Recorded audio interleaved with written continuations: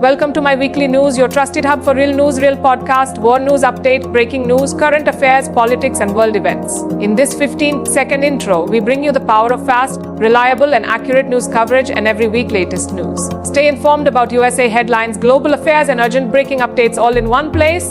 Today's highlight, the politics of starvation in Gaza. Whether it's politics, economy, world news, or urgent alerts, our mission is to keep you updated in just seconds. Subscribe today and never miss a headline that matters.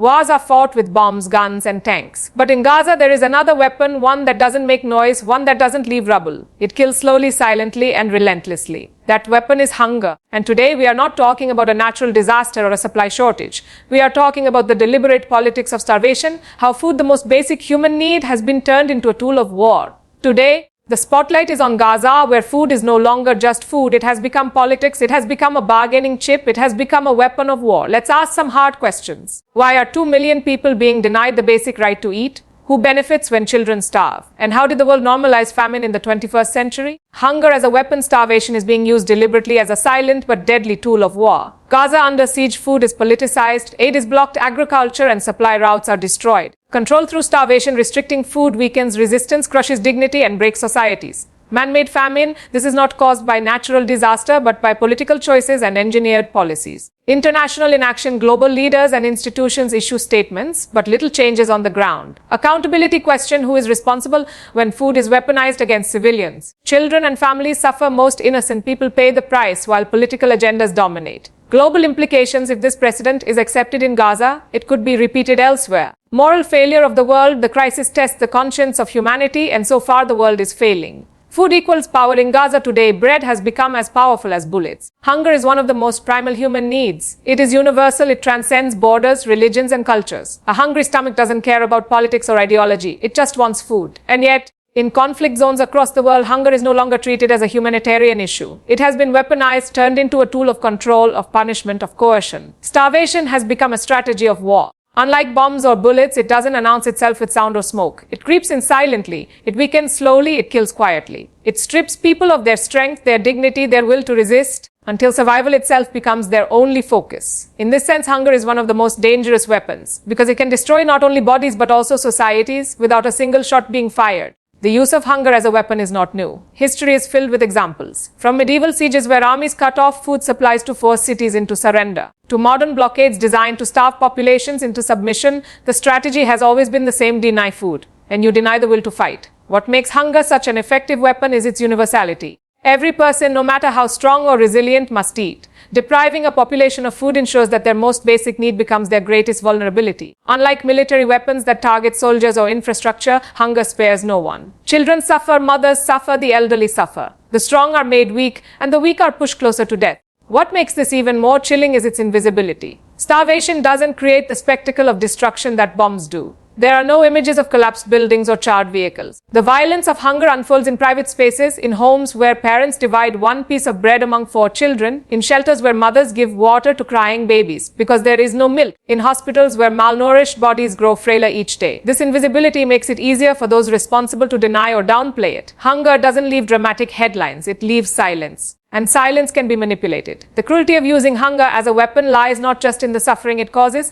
but in its intentionality. Natural famines occur when droughts, floods, or environmental disasters reduce food production. But engineered starvation occurs because someone made a decision to block food, to restrict aid, to destroy farms, to prevent markets from operating. It is deliberate. It is calculated. It is slow violence that stretches over weeks and months, ensuring maximum despair. This makes it particularly insidious because those who impose it know exactly what they are doing. They are not fighting soldiers, they are fighting hunger itself against civilians. In Gaza, for instance, food has become entangled with politics. Supplies are blocked at borders under the pretext of security. Trucks carrying flour, rice, and vegetables are stopped or delayed until perishable goods rot. Farmlands are destroyed, fishing access is restricted, and bakeries struggle to operate without fuel. This is not collateral damage, this is a systematic approach to make food scarce. And when food becomes scarce, it becomes expensive. Inflation makes even the simplest meals unaffordable. Families survive on little more than bread, and when bread runs out, survival itself becomes uncertain. The scarcity is not due to global shortages. It is because access is controlled, regulated, and manipulated.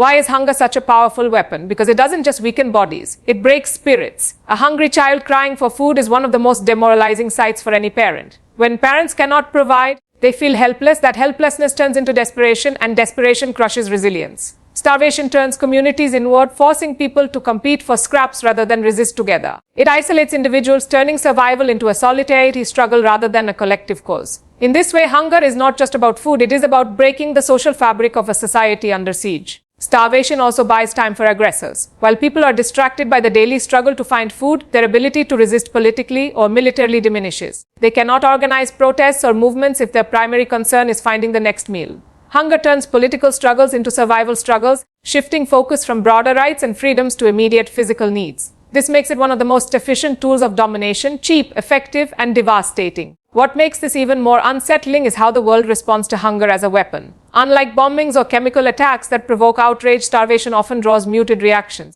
International agencies issue reports, charities send aid appeals, governments release carefully worded statements. But the systemic denial of food rarely sparks the same urgency as more visible forms of violence. Perhaps because starvation is slow, it does not shock the conscience in the same way. Yet its impact is far more enduring. A bomb may kill hundreds in a moment, but famine can kill thousands over months, leaving behind generations weakened by malnutrition, trauma, and lost opportunities. In the politics of war, starvation is often dismissed as collateral damage, an unfortunate consequence of conflict. But it is not collateral, it is intentional. It is designed to make survival itself conditional, dependent on submission. And because hunger affects everyone, it becomes a weapon of collective punishment. Entire populations are made to suffer, not because of what they have done, but because of who they are and where they live.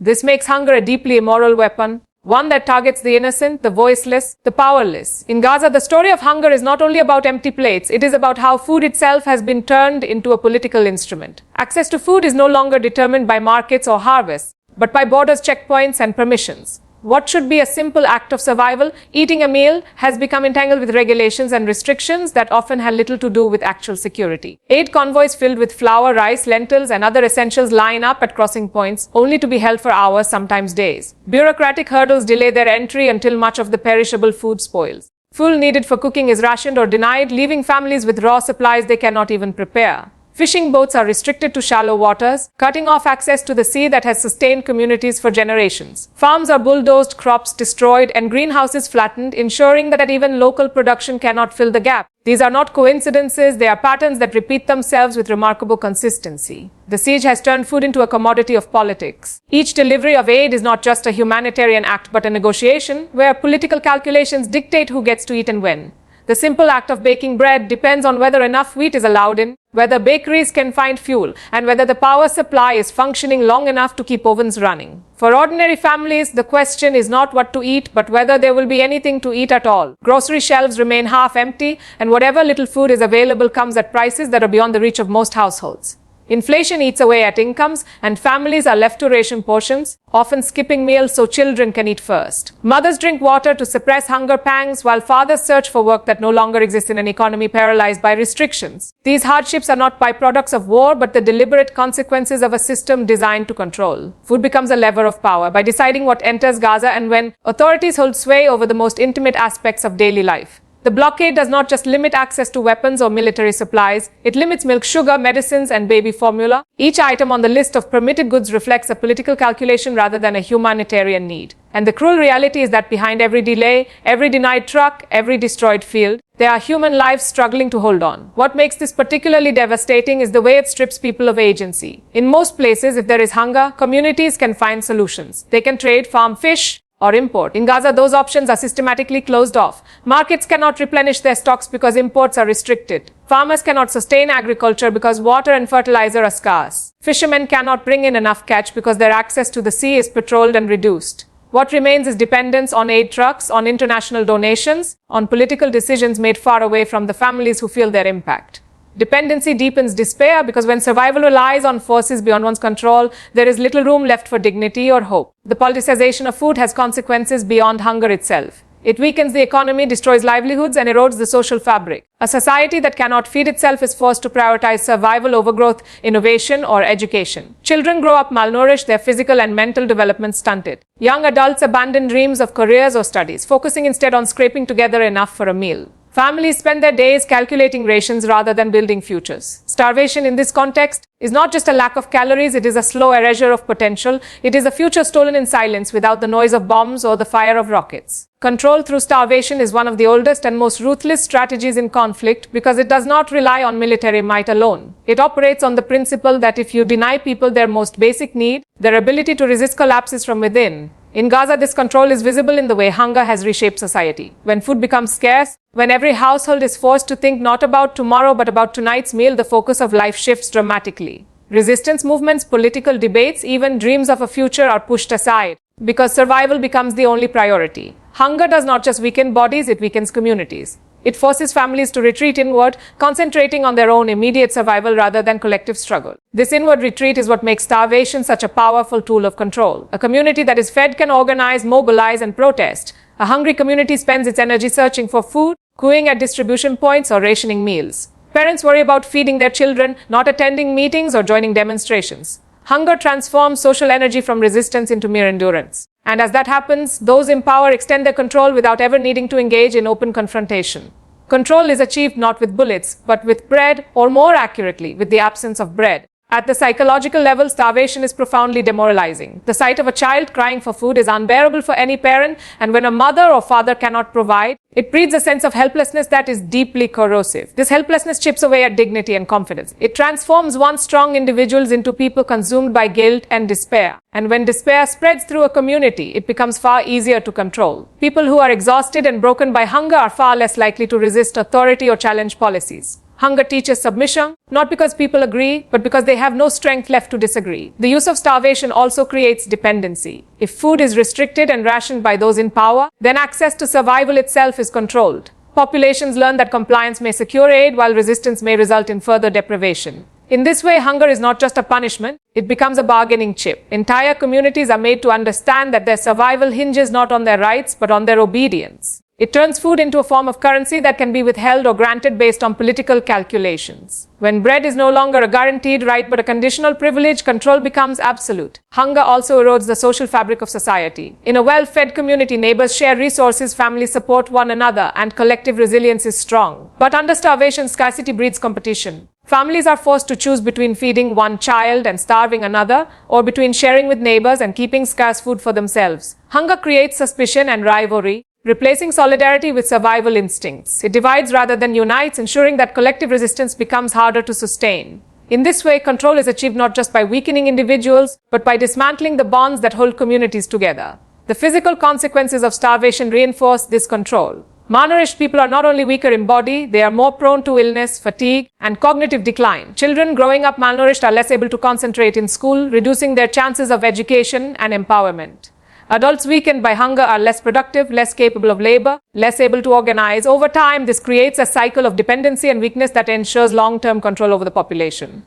A society that is underfed is a society that cannot thrive, cannot innovate, cannot resist effectively. It is a society held hostage by its hunger. When famine occurs naturally, it is usually the result of forces beyond human control. Droughts, floods, failed harvests, or sudden natural disasters can devastate food production and create shortages that spiral into famine. In those cases, people may still find ways to adapt, relying on reserves, imports, or international aid to restore balance. But when famine is man-made, the entire context changes. It is not about nature failing to provide, it is about humans deciding to deprive. It is about policies, blockades, and deliberate destruction of supply lines. It is about choices that turn ordinary hunger into a political instrument. This is what makes the famine in Gaza so alarming. It is not the outcome of an environmental collapse. It is the result of decisions crafted and enforced with the intention of making food scarce. The reality of engineered famine is visible in every aspect of life. The borders are tightly controlled, and goods that should move freely to meet urgent needs are delayed or blocked. Restrictions on imports mean that food staples like wheat, rice, and cooking oil are not guaranteed to arrive on time or in sufficient quantities.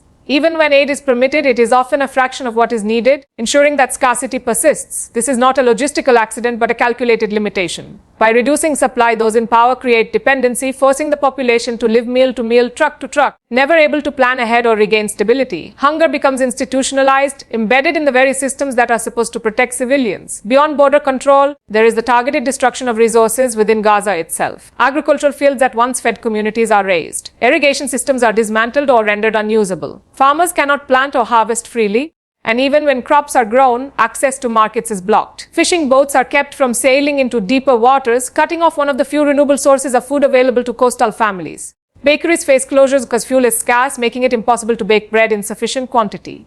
This systemic targeting ensures that even internal resilience is broken. The population cannot simply rely on its own land and sea to survive, because those avenues have been strategically closed. Such deliberate creation of scarcity transforms food from a human right into a privilege. And privileges can be granted or withdrawn at will. When famine is engineered, access to food becomes a matter of political compliance rather than human necessity. Families are reduced to waiting for convoys or aid packages, uncertain if they will arrive, uncertain if they will contain enough, uncertain if they will be allowed past checkpoints.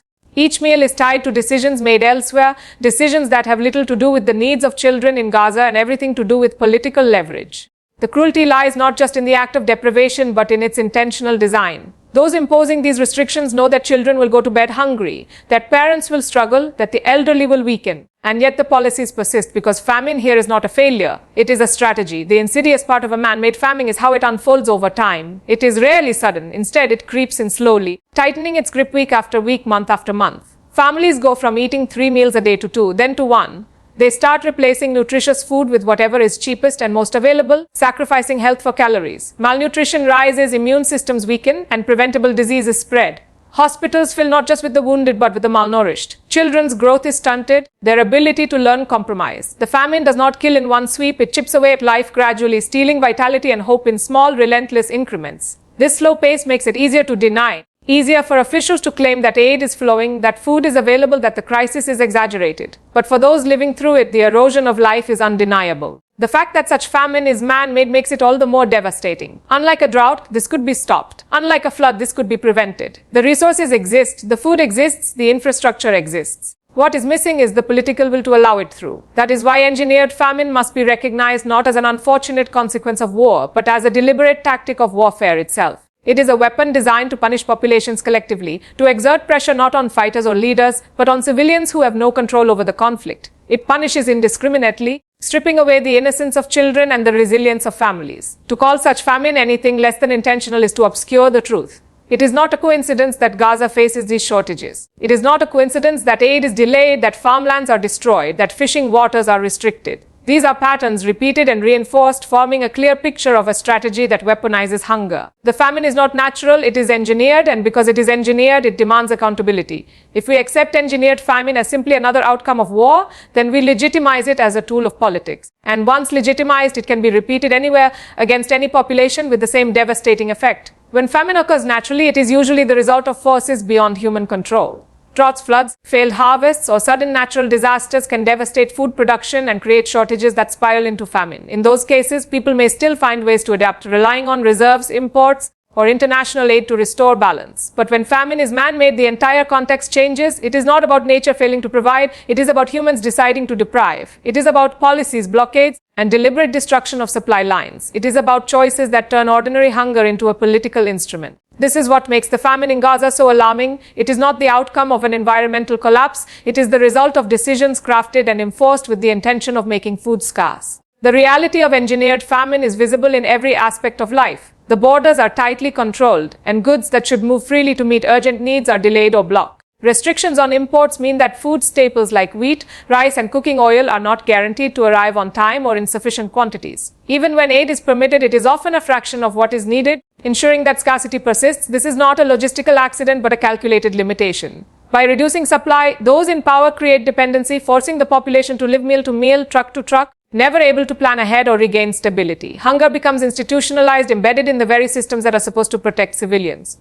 Beyond border control, there is the targeted destruction of resources within Gaza itself. Agricultural fields that once fed communities are razed. Irrigation systems are dismantled or rendered unusable. Farmers cannot plant or harvest freely, and even when crops are grown, access to markets is blocked. Fishing boats are kept from sailing into deeper waters, cutting off one of the few renewable sources of food available to coastal families. Bakeries face closures because fuel is scarce, making it impossible to bake bread in sufficient quantity. This systemic targeting ensures that even internal resilience is broken. The population cannot simply rely on its own land and sea to survive because those avenues have been strategically closed. Such deliberate creation of scarcity transforms food from a human right into a privilege. and privileges can be granted or withdrawn at will. When famine is engineered, access to food becomes a matter of political compliance rather than human necessity. Families are reduced to waiting for convoys or aid packages, uncertain if they will arrive, uncertain if they will contain enough, uncertain if they will be allowed past checkpoints. Each meal is tied to decisions made elsewhere, decisions that have little to do with the needs of children in Gaza and everything to do with political leverage. The cruelty lies not just in the act of deprivation, but in its intentional design.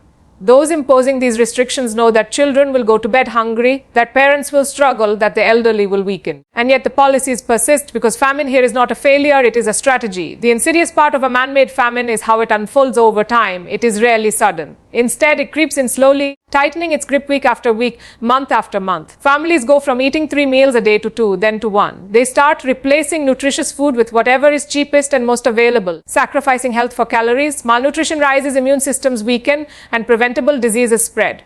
Hospitals fill not just with the wounded but with the malnourished. Children's growth is stunted, their ability to learn compromised. The famine does not kill in one sweep, it chips away at life gradually, stealing vitality and hope in small, relentless increments. This slow pace makes it easier to deny, easier for officials to claim that aid is flowing, that food is available, that the crisis is exaggerated. But for those living through it, the erosion of life is undeniable. The fact that such famine is man-made makes it all the more devastating. Unlike a drought, this could be stopped. Unlike a flood, this could be prevented. The resources exist, the food exists, the infrastructure exists. What is missing is the political will to allow it through. That is why engineered famine must be recognized not as an unfortunate consequence of war, but as a deliberate tactic of warfare itself. It is a weapon designed to punish populations collectively, to exert pressure not on fighters or leaders, but on civilians who have no control over the conflict. It punishes indiscriminately, stripping away the innocence of children and the resilience of families. To call such famine anything less than intentional is to obscure the truth. It is not a coincidence that Gaza faces these shortages. It is not a coincidence that aid is delayed, that farmlands are destroyed, that fishing waters are restricted. These are patterns repeated and reinforced, forming a clear picture of a strategy that weaponizes hunger. The famine is not natural, it is engineered, and because it is engineered, it demands accountability. If we accept engineered famine as simply another outcome of war, then we legitimize it as a tool of politics. And once legitimized, it can be repeated anywhere against any population with the same devastating effect. When starvation is weaponized, the question of accountability becomes unavoidable. Unlike natural disasters, where no one can be blamed for a drought or flood, engineered hunger is the direct result of human decision-making.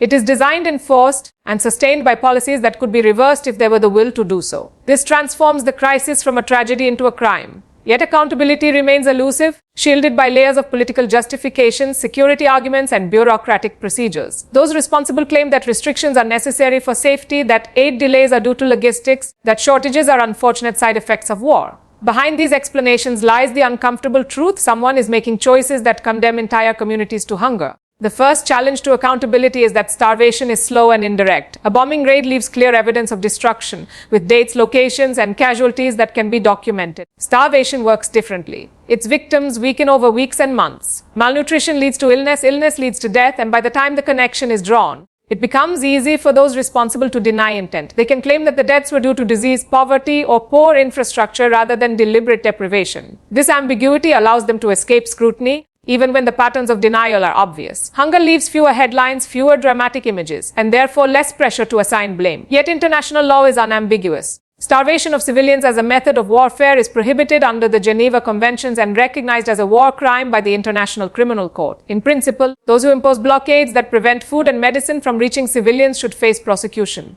In practice, prosecutions are rare. The gap between legal frameworks and political realities is enormous. The institutions designed to uphold humanitarian law are often paralyzed by geopolitics. Powerful states shield their allies, veto investigations, or pressure international bodies to remain silent. The result is a system where accountability exists on paper but rarely in practice. The absence of accountability not only perpetuates suffering in Gaza, it sets a dangerous precedent. If starvation can be imposed without consequence, it sends a message to others around the world that hunger is a permissible weapon. It lowers the threshold of acceptable conduct in war, normalizing a strategy that should be universally condemned. The lack of consequences emboldens those who wield starvation as a tool, because they know they are unlikely to face trial or sanctions. Each act of impunity weakens the international system, making humanitarian law seem optional rather than binding. Accountability also matters for the victims. For families enduring hunger, acknowledgement of their suffering is not enough. They deserve justice. They deserve to know that the policies that rob them of food will be recognized for what they are: deliberate acts of cruelty. Without accountability, the cycle of victimization continues, leaving survivors with scars but no sense of closure. Justice is not only about punishing perpetrators,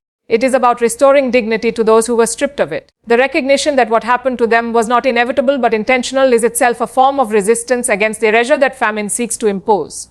The path to accountability is difficult but not impossible. It requires political courage from nations willing to prioritize humanitarian principles over alliances. It requires stronger mechanisms for investigation, documentation, and prosecution so that starvation is treated with the same urgency as other war crimes. It requires civil society, media, and ordinary citizens to continue raising the alarm, refusing to allow silence to shield perpetrators. Ultimately, accountability is not only about legal consequences but about establishing a moral boundary that the world will not allow to be crossed. Without it, hunger will remain an unpunished weapon, and the politics of starvation will continue to flourish in the shadows of global inaction. When wars are waged and political agendas take precedence, the first and most enduring casualties are always civilians, and among them children and families bear the harshest burden. In Gaza, this reality is painfully clear. Starvation does not discriminate, but its impact is most devastating on those who are least capable of enduring it. Children, with their developing bodies and minds, suffer irreversible damage when they are denied adequate nutrition. Mothers, often the backbone of family survival, are forced to sacrifice their own health to provide for their children, while fathers, stripped of their ability to work or secure food, are left with a profound sense of helplessness. Starvation dismantles family life piece by piece, turning mealtime from an act of love and nourishment into one of stress, guilt, and despair. For children, hunger is not simply about empty stomachs. It directly impacts their growth, their ability to learn, and their overall development. Malnutrition in early childhood leaves lasting scars that can never be fully reversed. Stunted growth, weakened immune systems, and impaired cognitive functions are just some of the consequences. A child who is constantly hungry cannot concentrate in school, cannot play with energy, and cannot dream beyond the immediate struggle of survival. This means that entire generations risk being lost not to bombs or bullets, but to the slow violence of hunger.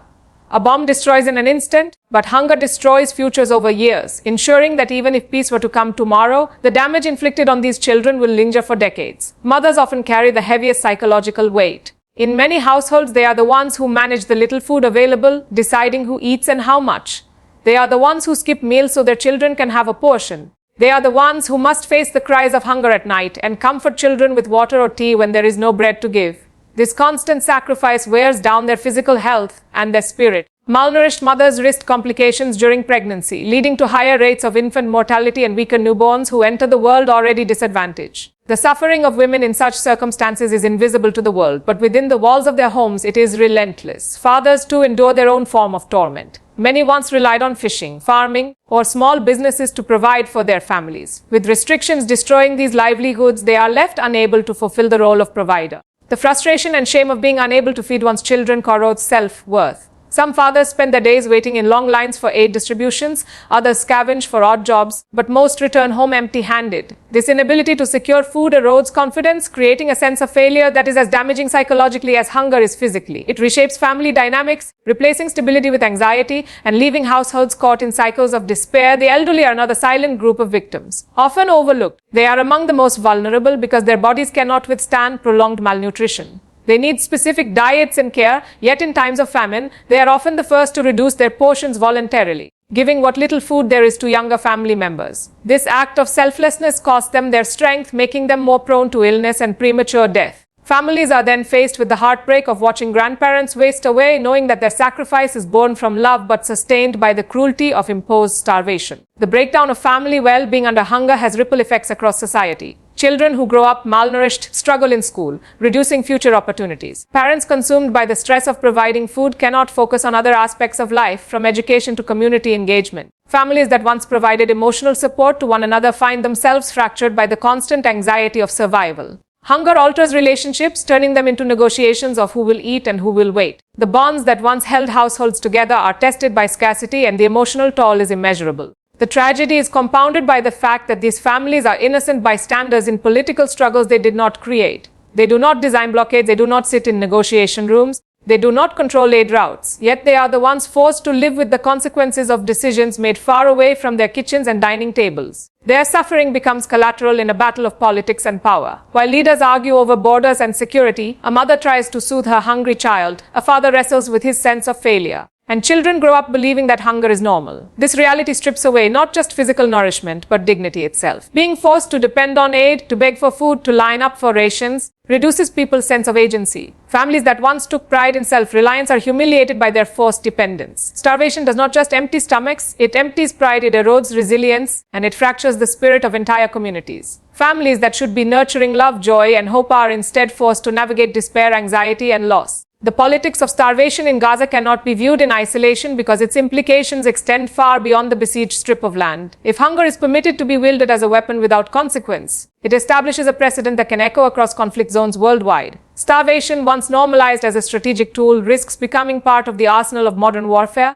used not only in Gaza but replicated wherever governments or armed groups seek control. This reality transforms Gaza into a test case. The world is watching, and the silence or inaction of the international community will shape how future wars are fought and how civilians will be treated in conflicts that have yet to erupt. At its core, the situation demonstrates how food, which should be a basic human right, is transformed into a bargaining chip. When international law prohibits the starvation of civilians but powerful states fail to enforce it, it erodes the credibility of global norms. Other actors around the world take note. Leaders embroiled in conflicts elsewhere might conclude that denying food is an effective and low-cost strategy to break the will of their opponents. Unlike bombs, which draw immediate international condemnation, hunger operates quietly in the shadows away from headlines. It starves society slowly, leaving the aggressor less exposed to criticism. This quiet efficiency makes it an attractive weapon for those willing to cross moral lines. The global implications are also economic and humanitarian. Gaza relies heavily on humanitarian aid, but restrictions and blockades turn the flow of supplies into a point of leverage. If such tactics become a model, humanitarian organizations everywhere could face increasing difficulty accessing vulnerable populations. Aid convoys could be politicized, manipulated, or denied based on shifting alliances. Humanitarian law itself could weaken as neutrality is undermined and food becomes currency in political negotiations. This erosion of humanitarian space threatens not only Palestinians but also communities in conflict regions across Africa, the Middle East, and Asia who depend on international relief to survive. The precedent also impacts global food security. In a world already strained by climate change, supply chain disruptions, and rising costs, politicizing food access intensifies instability. Starvation used as a political strategy in one part of the world can destabilize entire regions. For example, refugees fleeing famine conditions in Gaza or elsewhere strain neighboring countries, triggering political tensions and social unrest. The weaponization of food in one region inevitably sends shockwaves through others, multiplying crises. There is also a moral dimension with global reach. If the world allows Gaza to starve in plain sight, it signals a dangerous message that the international community is willing to tolerate collective punishment when the victims are politically inconvenient. This undermines the moral authority of international institutions and further erodes public trust in their ability to enforce justice. If Gaza is abandoned to its fate, people everywhere may begin to believe that human rights are not universal but selective, applied only when powerful states have no stake in the conflict. This weakens global solidarity and fosters cynicism about the very principles that hold the international order together. For future generations, the normalization of starvation as a weapon risks rewriting the rules of conflict. Children growing up in Gaza will remember hunger not as a natural tragedy, but as a deliberate act inflicted upon them. Their trauma will feed resentment, mistrust, and anger, which can spill across borders and generations. Meanwhile, other leaders might adopt similar strategies, seeing how effective hunger is in breaking societies without facing accountability. The lessons drawn from Gaza will not remain confined. They will influence military doctrines, political calculations, and humanitarian responses far beyond its borders. The situation also exposes the limitations of existing global governance structures. The United Nations, international courts, and humanitarian agencies are meant to uphold norms against starvation, yet they struggle against the political weight of powerful states. Their inability to act decisively in Gaza demonstrates how easily humanitarian principles are sidelined. This weakness is not lost on other governments, who may interpret it as permission to disregard international law when convenient. The absence of enforcement mechanisms, combined with selective outrage, makes famine a tempting weapon in conflicts elsewhere.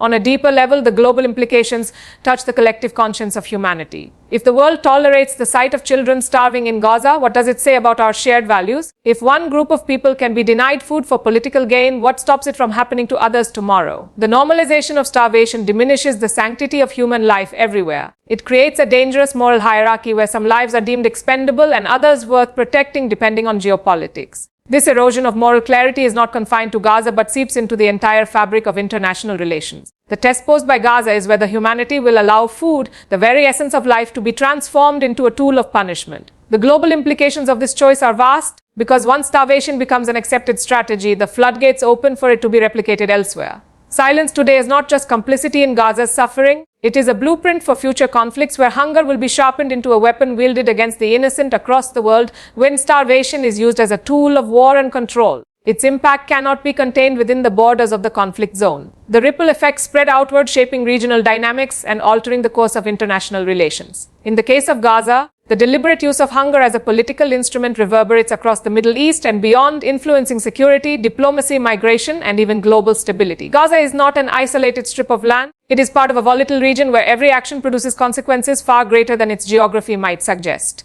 The first ripple effect is regional instability. When families go hungry, desperation grows, and desperation does not remain confined within fences or walls. Starving populations are more likely to flee in search of survival, creating refugee flows into neighboring countries. Nations like Egypt, already grappling with economic and political pressures, face the threat of absorbing thousands of hungry and displaced people. This puts immense strain on resources, healthcare systems, and social structures, creating potential flashpoints for unrest. History has shown time and again that large-scale displacement triggered by famine or war can destabilize entire regions, and Gaza is no exception. Beyond displacement, the politics of hunger fuels radicalization. When civilians are deliberately starved, they internalize the injustice, and resentment becomes a breeding ground for extremism. Children who grow up in hunger remember the humiliation and trauma of being denied food.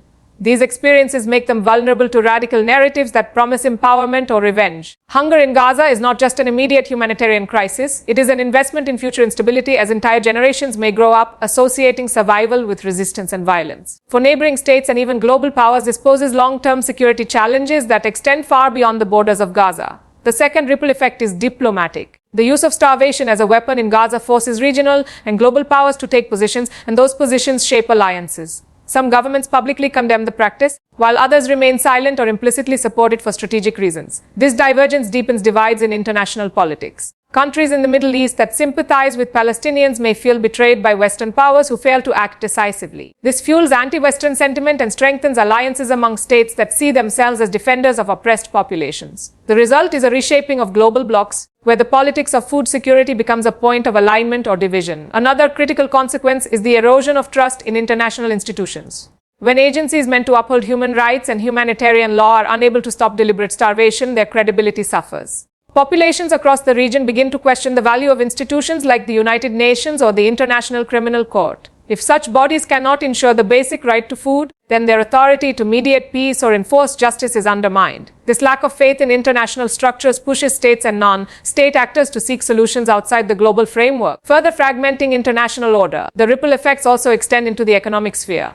Prolonged hunger in Gaza disrupts trade and economic activity in neighboring regions. Cross-border commerce suffers when instability grows, and humanitarian crises increase the financial burden on aid donors. Regional economies already under strain from inflation, unemployment, and global economic downturns face additional stress when forced to support displaced populations or fund humanitarian assistance. This adds another layer of fragility to economies that are already struggling, making them more vulnerable to political unrest at home. Food insecurity in Gaza also affects global perceptions of fairness and justice. Images of starving families circulate across social media, fueling outrage and solidarity movements in distant parts of the world. Public opinion in Europe, Asia, Africa, and the Americas is influenced by these images, and governments are pressured to respond. Some may increase humanitarian support, while others face protests from their own citizens demanding a stronger stance. In this way, the hunger of families in Gaza becomes part of a global conversation, affecting domestic politics in countries thousands of miles away. The broader Middle East is particularly vulnerable to these ripple effects because it is a region already marked by volatility. Hunger in Gaza can inflame tensions in places like Lebanon, where Palestinian refugees have lived for decades in precarious conditions. It can affect Jordan, which carries a large Palestinian population, potentially stirring unrest if the situation worsens. It can also complicate relations between Israel and Arab nations that have recently signed normalization agreements, as public anger over the humanitarian crisis may force governments to reconsider their diplomatic choices. Hunger, therefore, is not just a humanitarian issue, it is a destabilizing force that alters the political map of the region. On a psychological level, the use of starvation creates wounds that go deeper than physical suffering. It signals to entire communities that they are expendable, that their survival is subject to political negotiation. This humiliation becomes embedded in collective memory, shaping the identity of future generations. For neighboring populations who witness this suffering, it reinforces a sense of vulnerability. If it can happen in Gaza, it can happen anywhere. This sense of shared insecurity binds communities together in opposition to those they perceive as responsible, creating lasting divisions that make peace even harder to achieve. The global order is not immune to these ripple effects. When a humanitarian crisis of this scale unfolds and powerful nations fail to act, it sends a message that international norms are negotiable. This weakens the entire framework of international law and creates opportunities for other governments to test boundaries. If hunger can be used in Gaza without accountability, it might be used in future conflicts in Africa, Asia, or Latin America. This normalization of starvation as a weapon undermines decades of progress in codifying humanitarian standards and protecting civilians in war. The ripple effects of starvation in Gaza are not abstract, they are concrete, visible, and unfolding.